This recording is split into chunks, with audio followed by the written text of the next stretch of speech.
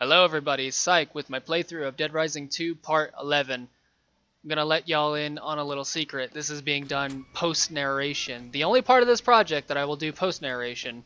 It's just because, like I said last time, yes, indeed, we have some more poker to do. And no, indeed, I am not looking forward to it at all. That's why I did it post-narration, because there was no guarantee that I was gonna do it first try. And I didn't, so I'm glad I just cut out all the minutia just to get to this part where it was actually, you know, showing the parts that of me winning. But anyways, in order to do this mission properly, you have to save the 5 particular survivors. That is Kristen, Jack, Trixie Lynn, Cora, and Woodrow to do this mission in its fullest capacity. So, since I'm doing this post-narration, I have plenty of time to talk about just whatever I want, a handful of different subjects that I'll bring up. First of which, I did actually find out that Chuck, in this game, is 29 years old. I don't know if I believe that, per se. He looks kind of a bit older than that, at least in my opinion. I mean, look at him. He's all grizzled already. He's a grizzled 29-year-old. Which means that at the time of Case 0, which happened 3 years before the events of this game, he was 26. So, I don't know if I believe that either. Which means that Katie was born when he was 22. So, yeah. There you go. There's a little insight into that. Which means that he's 39 during the events of Dead Rising 3. I guess, spoiler alert, he's in Dead Rising 3. I think it was Frank. Frank's the one whose age is, like, always speculated on but never revealed. I'm trying to think how, I'm trying to remember. I think he's like 44 at the time, or 41. He's 41 at the time of this game, I think. And the events of this game are 5 years before the events of, or 5 years after the events of Dead Rising 1. So he was 36. Maybe that's where I got that from. So yeah, for the record. But yeah, Chuck's 29. All in. Sure, whatever. The second thing that I wanted to talk about is that I just recently completed my list of my top 15 favorite video games, which is, you know, something that was just kind of somewhat spur of the moment, and at the same time, because let's see, I made my top 5 way back during the epilogue of my single playthrough of Super Mario 64, and then it eventually evolved into a top 10 because, you know, why would you just leave it at a top 5? And then Chris put out a message asking people for their top 15s for some reason, so I obliged to that. It was actually pretty interesting because, you know, obviously my favorite game, which is still a secret. But then number 2 is Luigi's Mansion, which I knew it was going to be. It's been my second favorite video game since I first played it back when it came out in 2001, so that was not even a question.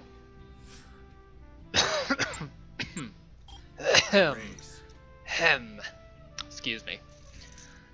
Number 3 is this game, Dead Rising 2. I absolutely adore this game, and I am including Case 0 and Case West in that as well. All 3 of those constitute my third favorite video game. I don't care that they are, you know, separate games per se. But literally, Case West is just a continuation of one of the endings of this game, so I consider it to be separate. Number 4 is Darksiders 2. I love Darksiders 2. Oh my goodness, I'm actually in the middle of playing that. Like when I'm not recording this game, then I'm playing Darksiders 2. I absolutely adore that game.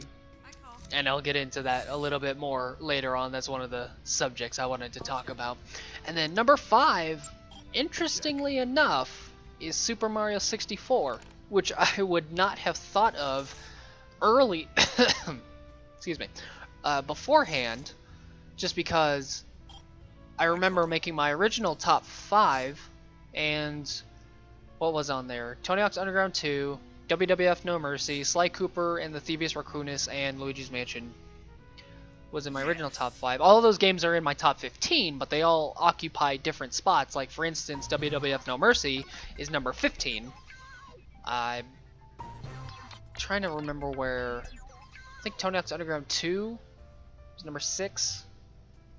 It's somewhere in there. But yeah, I would have never guessed that Super Mario 64 would take the number 5 spot. But the more I thought about it, I was like, especially compared with all the other games that I put in my top 15, I had to. It is so good, especially just the simplicity of it, the method to getting all the different stars, the cannon shooting. It's so good. I had to. Check. Anyways, to the 2 original subjects that I wanted to talk about, one of which is the Dead Rising series, and in particular, Sony's lack of interest in the Dead Rising series, because I love the Dead Rising series. One of my top 3 favorite series, the other ones being the Tony Hawk series and the Darksiders series. So I absolutely adore it. And I do love PlayStation. I've played the PlayStation 1 when it originally came out. I got a PlayStation 2 2003 or so, and I love that. I have a PlayStation 3 and I love that. And you know, I have intentions of getting a PlayStation 4, so I enjoy PlayStation and I enjoy Dead Rising. But what I do not enjoy is how PlayStation does not enjoy Dead Rising, and I'll point it out. First off, Dead Rising 1 was a release title for the Xbox 360 back in 2005, I think. Either 2005 or 2006, one of the two. Was not released on a PlayStation console until like what, 2 years ago on the PlayStation 4. So it wasn't even a thought of being put on the PlayStation 3. So there's that. Dead Rising 2 and Dead Rising 2 Off the Record, I believe, were released on both consoles at the same time, Xbox 360 and PlayStation 3. But Case Zero and Case West are exclusive to the Xbox 360. Were not put on the PlayStation 3 at all. Excuse me. Dead Rising 3, to this day, still exclusive to the Xbox One, which was a launch title, much like Dead Rising 1 was a launch title with the 360. That just irritates me to no end, because the more I've looked into Dead Rising 3, the more I realized it does look like a fantastic game, and a game series that, you know, or a game in particular that I would certainly play if I could easily. And you know, I would spend money on all the submissions, or the like the DLC stories and whatever that weird ass like fighting game is. Super Ultra Happy Fun Time Capcom Dead Rising license for good times, or whatever it's called. Yeah, sure, I'll buy that. But I don't have an Xbox One, nor do I have any interest in buying an Xbox One, no matter how much I love the concept of Dead Rising 3, is not a system seller, because one game a system seller does not make. And then Dead Rising 4 was originally only released on the Xbox One, and then eventually they released it on the PlayStation 4 called Dead Rising 4 Frank's Big Package. So thank goodness for that. So, again, I don't really know why PlayStation just didn't show any interest in the Dead Rising series. I I just don't know. Uh-huh. I certainly, I don't know. You know, they think they know what they're doing, so God bless.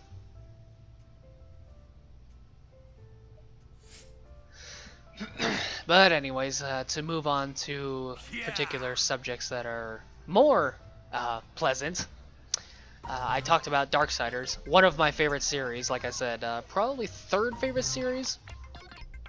I love Darksiders 1. Very simple, very basic. Just basically like a Ocarina of Time clone, if you will, quote unquote. But at the same time, Ocarina of Time, that style of kind of action adventure, platforming type games, they make good games. And the whole concept of the series is your characters are the four horsemen of the apocalypse. That's pretty sick. And there's a war being waged between the agents of heaven and the agents of hell. Pretty sick, I gotta say.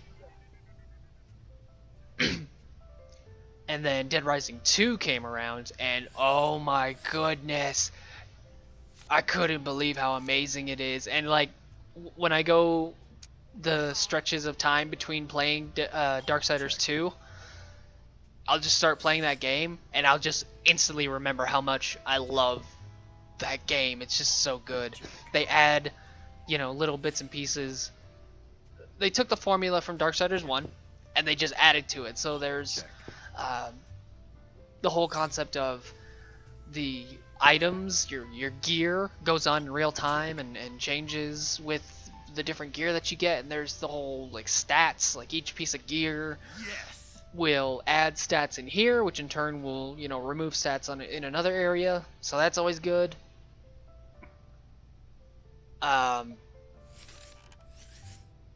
character death I like more than War. I think War, to be perfectly honest, I think War's kind of flat. I mean, there's nothing wrong with that per se. If that's the direction they wish to keep that character, that's fine. But I don't know. I just like Death a lot more. He's got a little bit more sarcasm to him. And I also just appreciate his, he's a little more just like focused, I guess? Because what happened is the events of Dead Rising, Darksiders 1 is basically apocalypse on Earth. Because that's the third realm. Obviously, heaven and hell are realms 1 and 2. So the kingdom of man, Earth if you will, is the third realm, and the apocalypse happens, which in turn triggers War to go to Earth to play mediator. But as it turns out, the seventh seal of, you know, the seven seals of the apocalypse have to be broken in order for the apocalypse to happen. Well, the seventh seal was not broken, but War went to Earth anyways, so the Charred Council, which is the only beings that the Horsemen answer to, you know, they're the only ones that the Horsemen take objectives from, if you will. They blamed War for starting the apocalypse, even though the seventh seal wasn't broken, but War was just following the order of heading to Earth because he believed that the seventh seal was broken. So they hold him captive for, I think it's 100 years. So the main bulk of the game happens 100 years after the apocalypse, basically. So the kingdom of man is destroyed, and the whole game takes place on Earth post-apocalypse. So all that's left are just creatures from pretty much the kingdom of hell. And your mission is to prove that you, as War, did not go to Earth on your own volition. You have to prove that the seventh seal was not broken, basically. Yes. So the events of Darksiders 2 are in between War's imprisonment, and upon learning of War's fate, that he got basically imprisoned by the council, Death goes off to find a way to A, prove his brother's innocence, and B, resurrect the kingdom of man. And that's where the whole plot of Darksiders 2 comes through. It does not take place on Earth. It takes place in a bunch of different areas. The Forge Lands, the Kingdom of the Dead, Lost Light, which is a subsidiary of the Kingdom of Heaven, and the Shadow Forge, I believe it's called, which is a subsidiary of the Kingdom of Hell. And Death has to go through this grand adventure to, do those two things. Resurrect the Kingdom of Man and prove War's innocence. All in. So that's really cool. And at this moment right now, they are still working on Darksiders 3, and I am super excited. I don't even remember the last time I've been so excited for a video game as I have been for Darksiders 3, especially if they just, slightly refine the model of Darksiders 2, then that just sounds fantastic. And there's so much potential, especially because considering the plot of Darksiders 3 is supposed to be your Fury, one of the four horsemen of the apocalypse, the only female, and you're fighting against the 7 angels of sin. Like, what? Yeah, give me that. I will play it. And I will love the hell out of it because that sounds incredible.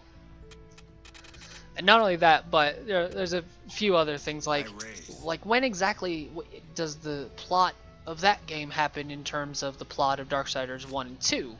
Because obviously Darksiders 2 happened before the end of Darksiders 1, so you had a little bit of wiggle room to play around with stuff in that game. So does Darksiders 3 happen before the events of Darksiders 1? After War's imprisonment, so like at the same time as Darksiders 2? What's Fury's objective? What's the Abyssal armor gonna look like?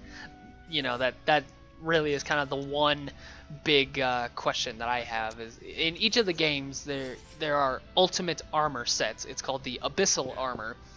In Darksiders 1, it's the only alternate costume, outfit, that, if you will, that War can wear, because otherwise it's just his basic armor.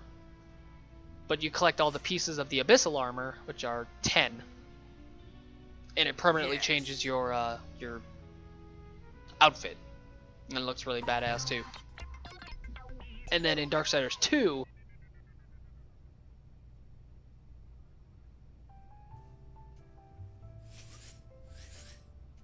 excuse me, I will probably cut those out because big loud coffee bears.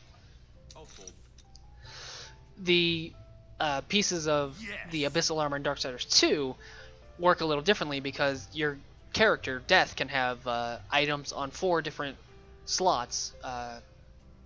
Torso armor, shoulder armor, arm armor, and boots. So each of the 4 pieces are achieved, collected in a different way.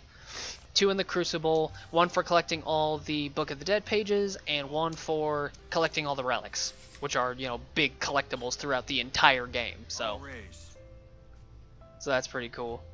And they tend to, for more or less, are the ultimate armor, especially in Darksiders 1, because there's nothing else to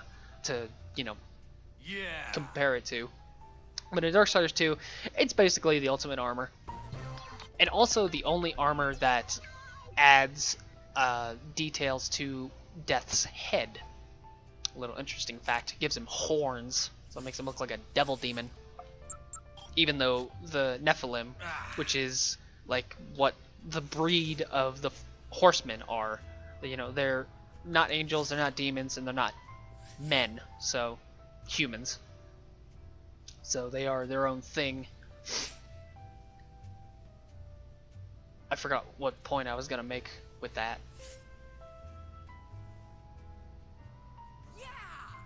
But anyways, So it makes me wonder what the armor in Darksiders 3 is going to be like, because I want it to be so cool. And Fury's main weapon is a whip, I think. Yeah, Fury's main weapon is a whip, just like War had his sword and Death has his scythes.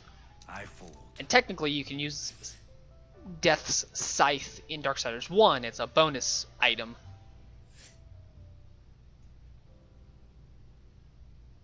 So that sounds interesting. And then just the whole concept of the fact that there's already Darksiders 1, which uses War, Darksiders 2 uses Death, Darksiders 3 uses Fury. That just lays it out perfectly to make Darksiders 4, obviously using Strife. Which is really interesting how they're going to implement that, because Strife uses guns. Which is interesting because his two firearms that I cannot remember the names of. I believe one's Redemption and the other one is... I cannot remember. Redemption is in Darksiders 2. And then the other one is given to War in Darksiders 1. So... it's not Ruin, that's the horse. A check. No, Despair's the horse in Darksiders 2. Oh yeah, they're horsemen. They ride horses. I call. But the other beautiful thing in the Darksiders series, more so 2, just because in 1 you can do it a lot more, is the executions. It's very God of War-esque, where if you damage an enemy to a certain point, and you get a certain amount of critical, if you will, critical percentage, then you can do a special execution attack that instantly kills an enemy and usually gives you a little bit of extra health and extra wrath, which is like your magic. So what was it? Oh, in Darksiders 1 you can do that pretty much to like every enemy really quickly and whatnot, but in Darksiders 2 you have to upgrade your what is it, critical chance, to be able to do it a lot more, because there's not a guarantee that any enemy that you do that to will you'll be able to execute. And that includes like massive sub bosses that eventually turn into just kind of regular enemies somewhat. There's always fun. Yes. And well, no, not the bosses per se, just because the bosses kind of have their own death animations, like their own death cutscenes, kind of like Dead Rising 2, or I guess the Dead Rising series in general. I'll call.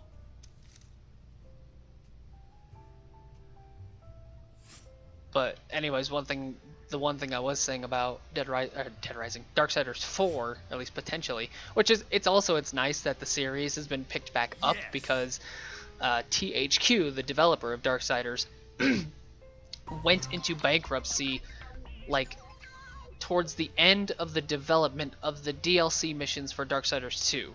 Argyl's Tomb, Abyssal Forge, and the Demon Lord Belial. So they folded as a company, which in turn, there was the big debate about, or not debate, but the big complaints about how having all these DLC missions like froze up your system, and you could like never properly play the game because it would always freeze all the time. But I honestly have not had any problems with it, and I have them all. So I've never had any issue with that. The game does freeze up every now and then, but I wouldn't say it's anything outside the realms of normalcy, unless it's not normal for it to do that at all ever. But with this particular game, I'm okay with that. But anyways, the THQ folded, and then all their assets got sold off. But now there's a new company called THQ Nordic, or at least another subsidiary called THQ Nordic, that picked back up the Darksiders series, and they're making Darksiders 3. So God bless. I'm so happy about that. Anyways, to finish off the one topic I wanted to say about Strife is, I wonder if they're gonna make it like essentially something like GoldenEye or maybe even Resident Evil, because again, firearms, or maybe you can get different types of firearms, kind of like Bayonetta, something of that nature maybe. That would be interesting. And then give him like a main melee weapon. I'm not really sure what that would be, and also what's his objective. I mean, I guess they didn't really have an objective per se of Darksiders 2 aside from find a way to save war. But I mean, I'm sure they'll figure out something. I've always wondered if it'd be interesting because in Dead Rising 3 there were 7 psychopaths that each one represented one of the 7 deadly sins. Which, you know, hey, Darksiders 3 sounds pretty cool. I always wondered if they would do something with like the 5 stages of grief. You know, like anger, fear, bargain. Is it like disbelief? Is it fear? Acceptance is the 5th. I know that one. But I always thought it'd be interesting if they did something like that. Yeah. But you know, we'll just have to wait and see, and I certainly hope they do. The one recommendation I would make is if you are actually interested in playing the Darksiders series, get them on the 8th gen console, either the Xbox One or the PS4, because it's just the ultimate complete package for all of that. If you have to play it on an Xbox 360 or a PlayStation 3, I would just recommend just buying the DLC missions, those 3 that I talked about. Don't bother with the extra weapons, don't bother with the extra armor, it's just a waste of time and a waste of money. Yes. But ultimately, get the Death Inventive edition for the Xbox One and the PlayStation 4. But anyways, I have rambled on as much as I needed to. I completed that mission, that sucky ass mission, and now, oh so glorious, I can drop off these 3 gambling magazines, and now I'm back to just having 3 more open spots in my inventory so that I can actually move on and do useful things, and not having to baby these 3 magazines. So such a glorious feeling. Even watching it post video making is just so good. But anyways, pretty much coming up to the end of this video. Thank you guys for watching. I apologize for it being a lame, boring, sucky video, but I promise next time we will move on to the next part in the Dead Rising 2 series. So I'll see you then.